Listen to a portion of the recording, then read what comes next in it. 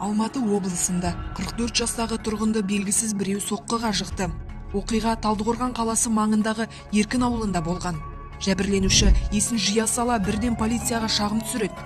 Қылмыс орнына дереу жеткен сақшылар жәбірленушінің дерегі бойынша күдіктіні небәрі 15 минут аралығында ұстайды. Тергеу кезінде 31 жастағы айыпталушы кінәсін толық мойындапты.